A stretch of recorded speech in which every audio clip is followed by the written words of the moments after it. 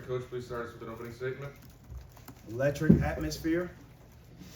2 top 15 teams duking it out. I thought our players did a tremendous job preparing. I thought our staff, I credit our staff. They continue to show up every day and do a great job. And our guys execute everything to the best of their ability. And when you have that seamless transition of information going from coaches to players onto the court, you know, we got future head coaches on the staff. I'm just being honest with you, and I'm proud of them.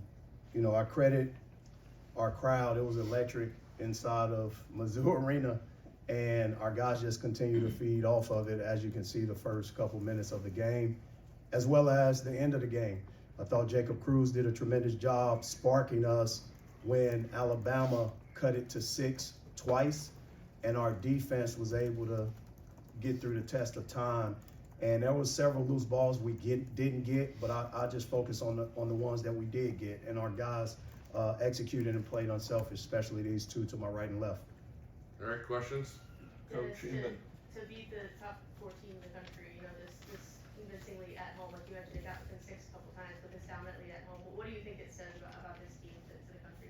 Whenever you can score 110 points in a game, no overtime, it says we're continuing to take the steps we need to take one at a time.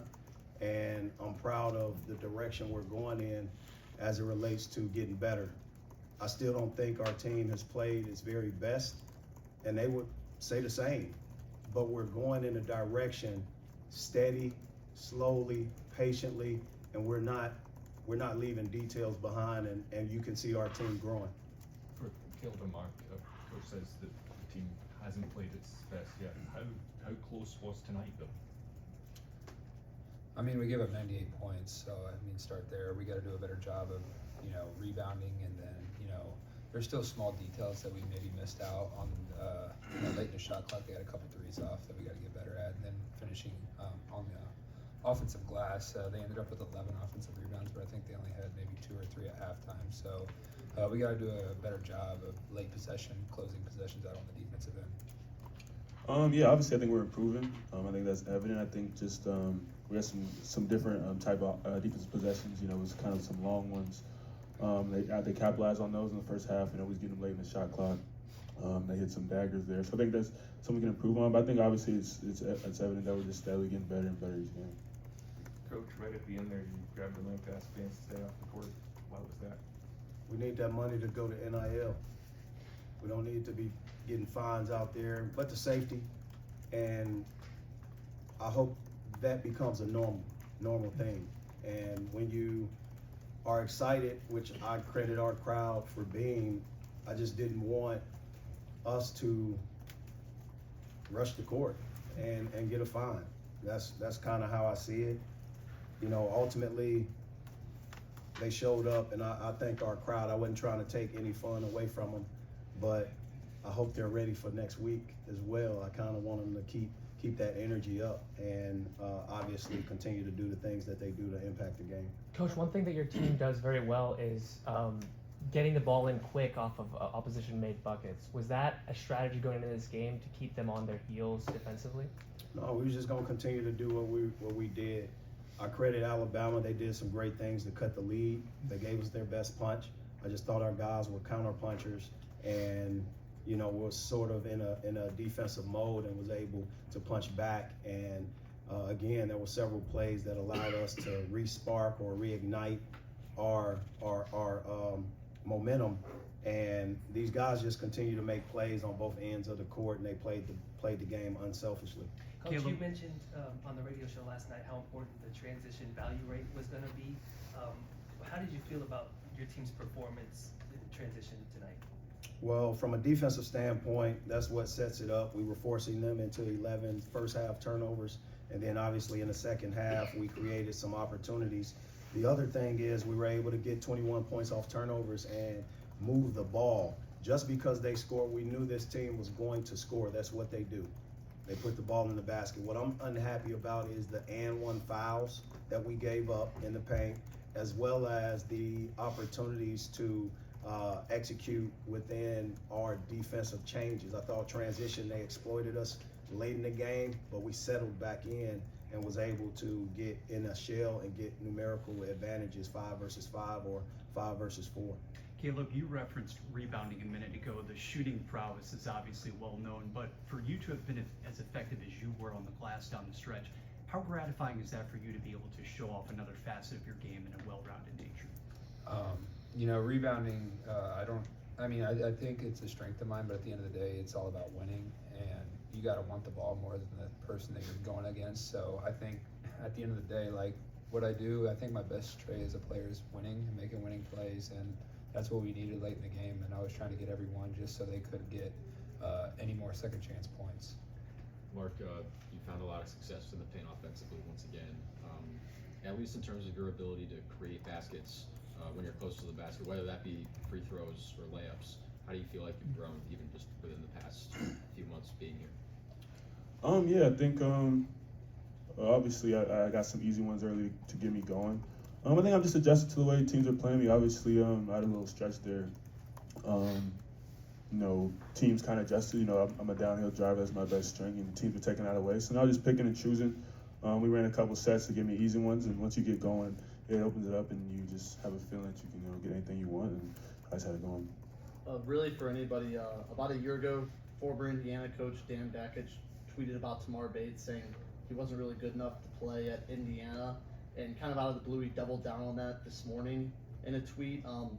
What does it mean to you to see Tamar go out and make those 2 plays at the end of the game to kind of close it out, and maybe in response to that? Let me answer this first. I don't approve of anyone directly attacking a great leader, a great young man, a dude who has never gotten in trouble, a guy that has done everything I have asked. I don't know who he's talking about. He may be confusing somebody for somebody else, but sometimes that happens. And what I'm proud of is you hadn't seen Tamar Bates respond on social media one time. And he keeps his focus because he's grown from his experience at Indiana. He never says, I wish I never went to Indiana. Tamar Bates says, thank you to Indiana. He has great friends. His daughter's godfather was his teammate. So from the Indiana experience, we're able to see this version of Tamar Bates. And I am absolutely proud of who he is as a man, what he stands for, his leadership qualities. I just want to sometimes make sure that our guys are told the things they're doing well. It's not about those types of tweets. So I credit that. You guys got anything on that? Yeah, that's my brother, man. So I don't know exactly what you're talking about or whatever was tweeted out, but I think sometimes his passion and just how much he really wants it can rub some people the wrong way, but it's always put in a place of love. Each and every one of us, some people have to adjust to it, some people are not used to it, but it just comes from a place of love. He just wanted to win, and he really cares just about each and every one of us, and it's not about him at all. So just his passion probably can rub people the wrong way.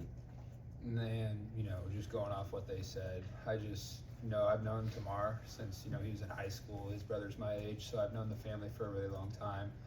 I can't say enough good things, not just about Tamar, but the whole family in general. And then I remember when me and Tamar were both in the portal, and, I asked Coach Gates who else we see recruiting in the portal, and, he mentioned Tamar. And then after that phone call, I immediately called Tamar, and we were talking about it, and, we kind of were talking about coming here together. And so I've known him, and I followed his career at Indiana, followed his career in high school, and, there's not enough good things I could say about him and his family. So that's the Tamar I know. So one of the best leaders I've been around as well, too. Coach, 26 minutes for Trent Pierce in this spot. Talk a bit, if you would, about how much of a multi-dimensional threat he was tonight and what you've seen in the last couple of weeks. He's a very versatile defender. He has size for position. He spaces the court. He's able to rebound, get some deflections. I'm proud of his growth and what he's been able to do. He's probably down on himself about, going 1 for 5 from the free throw line. But for the most part, he follows the game plan and does a tremendous job. Those assists, he had 5 assists, and that's a very good job from a guy with that size, that skill, that ability. So I'm proud of his stat line, and I'm proud of the growth he'll continue to make. For everyone, it seemed at the start of the game like Alabama was sacking off some shooters for a little bit there, and then they came out to the perimeter and were trying to close some shots down. When your offense is as in rhythm as it was tonight, how difficult is it to stop you guys? I think we just have a lot of weapons. I think we can beat you inside. We can obviously beat you outside. And I think that's probably the hard thing for teams to game plan. We knew some coverages that they might show us and some different looks that they might give us. And you know, we never panicked just because the coaches prepared us so well. So. Yeah, I just think, I agree with Mark. I think we do a really good job of finishing around the rim, you know, taking and making threes and then getting to the free throw line. And I thought we did all three of those things at a very high level. They like to take the three away, and we still were able to make 9 threes. And I just think our impact we had on inside, and, you know, Mark especially, I think Mark, you know, he dominated I think he had maybe 2 or 3 and-1s in a row in the first half, and he did a really good job of, you know, getting us in the paint, getting paint touches, and finishing through contact. So just when everybody's playing like that, I just think it's a tough matchup for anybody, but we just got to keep continuing, as Coach said, just to keep moving forward and keep getting better each day. For Caleb and Mark, y'all finished with 12 steals tonight. Kind of what was the mentality on defense, and then how did that help spark some of those transition buckets for y'all? I mean, I think that's what we do. I know we're one of the top teams in the country in steal rate, percentages, things like that. So, yeah, we're just doing what we do, honestly.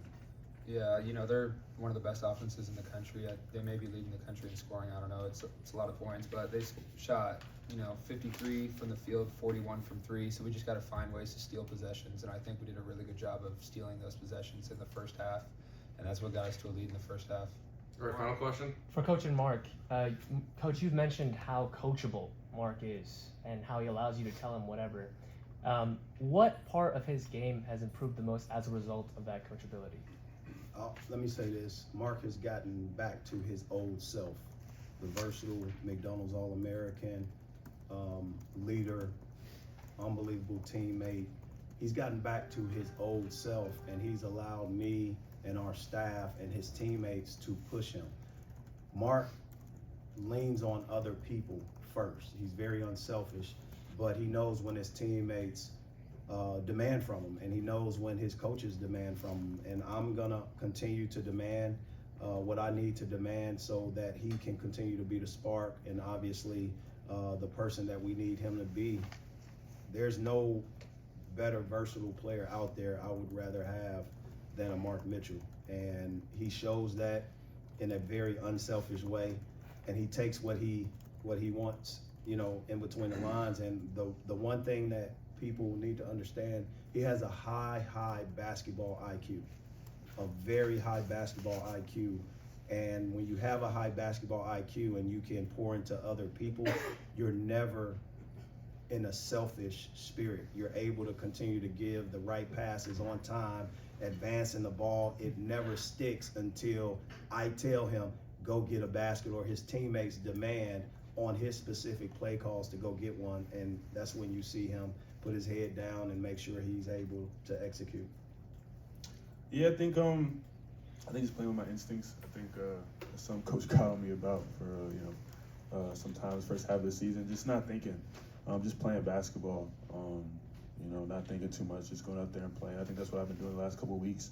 It's what I'm going to try to continue to do. Okay, thanks, guys. I want to thank the SEC Network for keeping this game on the SEC Network and not putting it on the other networks. I think it's good for our conference, as we're the #1 conference in the country. That was a great basketball game against 2 top 15 teams. Whenever you have 100 and then 98, I credit Alabama and obviously the atmosphere, but I do want to say that publicly about the SEC Network for keeping these unbelievable games on our network, because that's what it's about. MIZ.